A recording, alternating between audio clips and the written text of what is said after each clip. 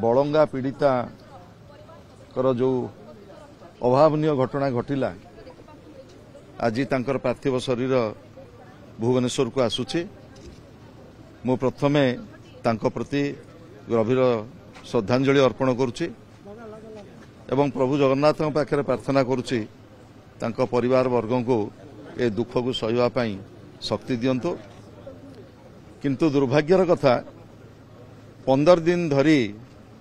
पीड़िता जेतेबेले जीवन संग्राम करथुले सेतेबेले कोनोसी मेडिकल बुलेटिन दियागला नाही किंबा पुलिस प्रशासन तरफ कोनोसी स्टेटमेंट रखागला नाही। किंतु गोटे ट्वीट समस्त को आमको आश्चर्यचकित करिछि एवं चिंतित मध्य करिछि। जेतेबेले पीड़िता मृत्युवरण कले तार किछि समय परे ओडिशा पुलिस तरफ जो ट्वीट टी करागला जे पीड़िता जो मृत्यु संपर्क में जो कारण दर्शागला ये अत्यंत दुर्भाग्यजनक एवं पुलिस प्रशासन 15 दिन धरी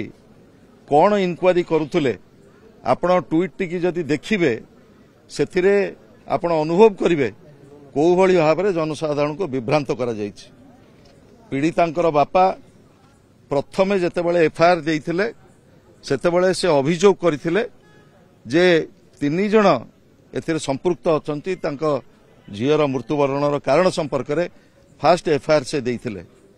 एवं परवर्ती समय रे ए पुलिस प्रशासन रे ट्वीट टी समग्र राज्यवासी की व्यथित करिछि एवं पुलिस प्रशासन किभली भाव में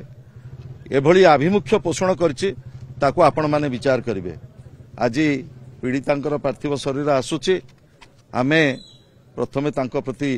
विजु जनता दलर आमर श्रद्धांजलि अर्पण करिवु एवं आशा करिवु ए समय रे केवल एतिकी मोर अनुरोध रहिबो सरकारक पाखरे एवं पुलिस प्रशासन पाखरे तुरंत दोषी की दंड दिया जाऊ एवं पीड़िता जो भली भाव में मृत्युवरण कले तार सठिक तदंत करा जाऊ। एकाधिक लोक संपुष्ट नहीं मां को अभियोग 3 जण किरोसिन ढाली जाली देइचंती एपटे पीड़िता देहांत होला कहतले समस्त कहतले जे सुस्थ अछंती पीड़िता। शुणंतु पीड़िता जेतेबेले गले हॉस्पिटल को सेतेबेले फास्ट एफआईआर जो दिया जाइतला तांको परिवार पक्षरु सेथिरे 3 जण संपृक्त थिबार सेथरे दर्शा जाइतला किंतु वर्तमान पुलिस पक्षरु जो ट्वीट करा जाइछि से अत्यंत विभ्रांतिकर एवं प्रथम एफआईआर रिपोर्ट सहित यार तालमेल नाही। मोर निवेदन रहिबो पुलिस प्रशासन सठिक भाव में तार तदंत करू पीड़िता को न्याय मिलो। शुणंतु भौणी सोमेश्वरी कर जो मृत्युवरण कले से समय रे तांको परिवार मंतव्य कौन थिला एवं तांकर एफआईआर कॉपी कौन थिला से मध्य स्थानीय विधायक आरंभ करी माननीय मुख्यमंत्री पर्यंत समस्त को से ट्वीट करथिले एवं परवर्ती समय रे तांको परिवार स्टेटमेंट कौन रहिला आपण माने जानती एवं पीड़िता जेतेबेले बलंगा पीड़िता जेतेबेले फास्ट एफआईआर दिया गला